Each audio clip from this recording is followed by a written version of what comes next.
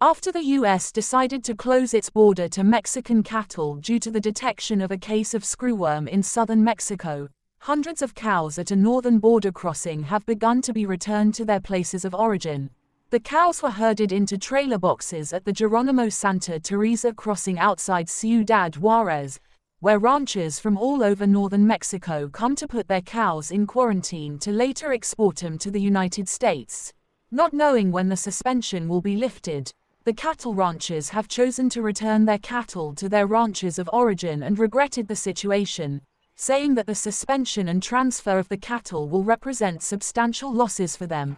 Some of the ranchers who were transferring cattle said that their ranches were more than 15 hours away from the border, while others opted to take their cattle to rented facilities closer to the border to store them there until the issue is resolved.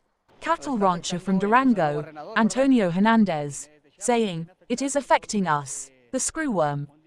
It comes from Chiapas and it is affecting us, not worldwide, but it does affect us in the cattle industry in the state of Chihuahua.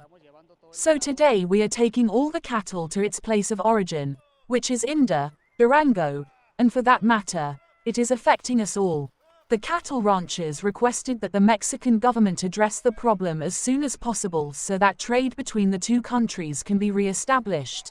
The case was identified in Chiapas State, where in the 1970s a factory developed millions of sterile male NWS flies in order to reduce wild populations. Female screwworms mate only once and do not reproduce if they do so with the sterile screwworms. Mexico decreed the plant's closure in 2013, 10 years after Chiapas State was declared free of the pest.